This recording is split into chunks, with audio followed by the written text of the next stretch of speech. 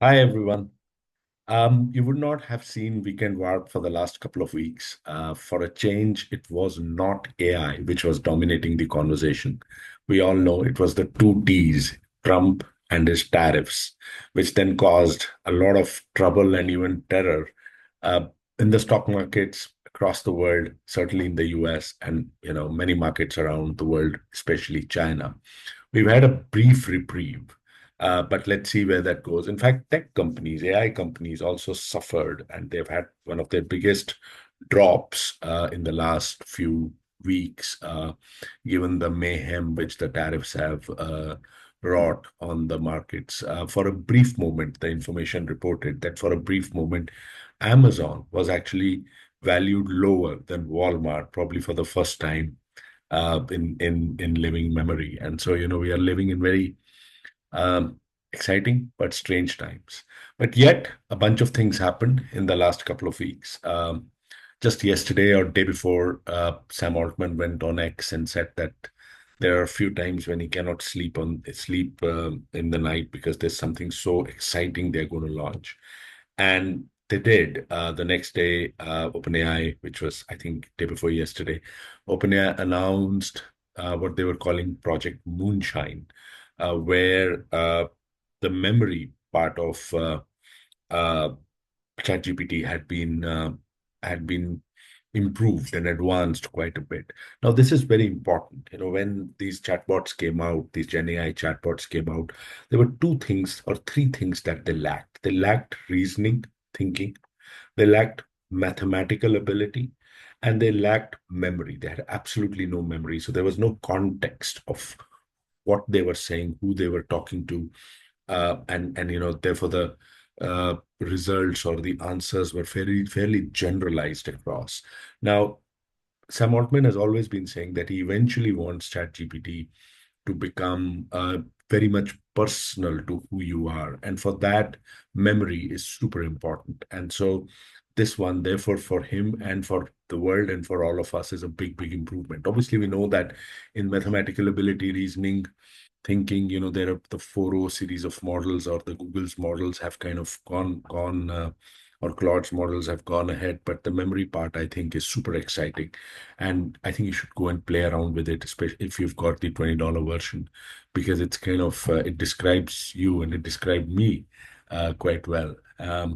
Now, the other OpenAI news was that it raised the biggest ever venture capital round ever of $40 billion, $40 billion at a purported valuation of post-money valuation of $300 billion. This is no longer a startup; it's a big company, and as Satya Nadella says, it has reached escape velocity. In fact, it might be escaping from Microsoft's arms also, from the way things seem to be looking. But that's for another time. Lots of investors in this one. Microsoft was, I think, notably absent, but most of the money came from Masayoshi Son, and then there was Middle Eastern money. There was Thrive Capital, which has stuck by it right from the very beginning. And so at 300, so OpenAI now is a $300 billion company was the other big news that came out. And I must say that it does continue to innovate. It brings out stuff which, um, you know, belie the fact that many of its uh, original co-founders, big names like Ilya or Andre Karpathy have left. The other news, in a sense, which non-OpenAI and hurts OpenAI a little bit, is that Google actually came up with these brilliant new models with 2 million token context windows, which basically means you can just keep on asking it stuff, and its hallucination is much reduced. And there is lots of reports saying that deep research, which is one of the most amazing products that a bunch of these AI companies have launched, which actually Google first launched, but their improved deep research with the Gemini 2 is much better than OpenAI, which was the gold standard, ChatGPT, which was the gold standard. And reports also say that its coding abilities are equal, if not better, than Claude, with Anthropic's Claude, which was the gold standard in coding. I personally haven't tried the new deep researched yet, but I've seen some from my friends and my co-founder, and it seems to be absolutely top of the heap. So Google seems to be really coming back, and it'll be interesting to see the entrenched Google versus the upstart OpenAI and Claude Anthropic wars. Um, go further. Meta released Llama 4. Its new Llama brood of llamas, new four models, which as Jan LeCun called it.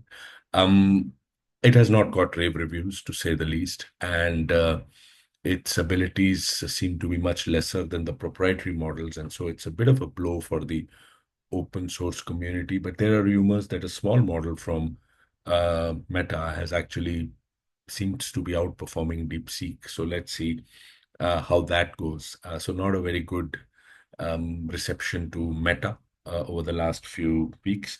And then let's kind of come closer to India, where there was a very surprising announcement, a possible DeepSeek moment, when a company called Ziroh Labs, Ziroh Labs in Bangalore, in collaboration with, I think, IIT Madras, uh, brought out something which they called compact AI, compact with a K, which claims that some of these big models, especially Gwen from China or even Llama from Meta, can run on a bunch of CPUs rather than GPUs. Now, if true, and I underline if true, this is a big one because as we know that GPUs are the biggest compute costs and it's brought NVIDIA to where it is, and GPUs are the bedrock of pre-training running these models. But now Zero claims that they have figured out a way to crack that using CPUs. Haven't seen it, haven't seen details of it, but certainly worth mentioning in this weekend warp. So until next time, and hopefully you find this useful, and hopefully the next weekend warp will be less tariff heavy than this one was. I would love your feedback. Let me know what else you would like to hear.